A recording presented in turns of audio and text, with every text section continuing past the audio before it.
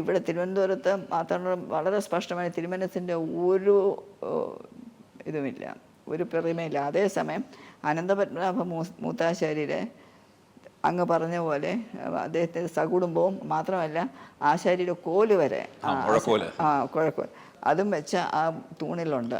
ക്ഷേത്രത്തിനകത്ത് നോക്കിയാൽ തമ്പുരാന്റെ ഒരു ശില്പം കാണാൻ ഒക്കില്ല, പക്ഷെ മറ്റേ അത് പണി ചെയ്ത ആശാരിയുടെ ശില്പം നാടകശാലയിൽ നിന്ന് ശിവേലിപ്പെരയിലോട്ട് കയറുമ്പോൾ ഇടതുവശത്തായിട്ട് അദ്ദേഹത്തെ സകുടുംബം അവിടെ കാണാമല്ലോ.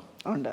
അത് പല ക്ഷേത്രങ്ങളിലും തമിഴ്നാട്ടിലും ഒക്കെ പല ക്ഷേത്രങ്ങളിലും ഒരു ക്ഷേത്രം നിർമ്മിച്ചതോ അല്ലെങ്കിൽ ക്ഷേത്രം ഒരു റെസ്റ്റോറയോ റിനോവേറ്റീവോ എന്താണെന്ന് ചെയ്യുന്ന അവരെ ജീർണോദ്ധാരണം ചെയ്യുന്ന രാജാക്കന്മാരുടെ പ്രതിമകൾ പല സ്ഥലത്തും കാണാം.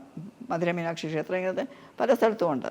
പക്ഷേ ഇവിടെ തിരുവനന്തപുരത്ത് മാത്രം വളരെ സ്പഷ്ടമായി തിരുമനസിൻ്റെ ഒരു ഇതുമില്ല, ഒരു പെറിമയില്ല. അതേസമയം അനന്തപത്മനാഭ മൂത്താശാരിയുടെ അങ്ങ് പറഞ്ഞ പോലെ അദ്ദേഹത്തിൻ്റെ സകുടുംബവും മാത്രമല്ല ആശാരിയുടെ കോല് വരെ കുഴക്കോൽ അതും വെച്ച ആ തൂണിലുണ്ട്.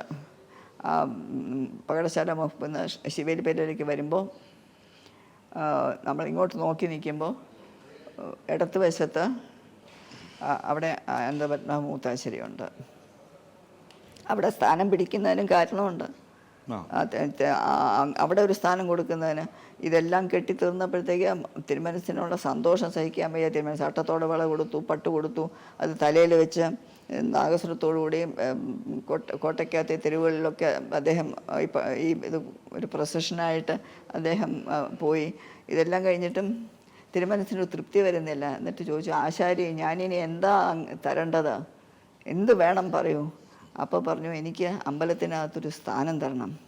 തിരുമനസിനെ എൻ്റെ വലത്തെ കണ്ണുകൊണ്ടും പെരുമാളിനെ ഇടത്തെ കണ്ണുകൊണ്ടും കാണത്തക്കൊണ്ടുള്ളൊരു സ്ഥാനം എനിക്ക് തരണം.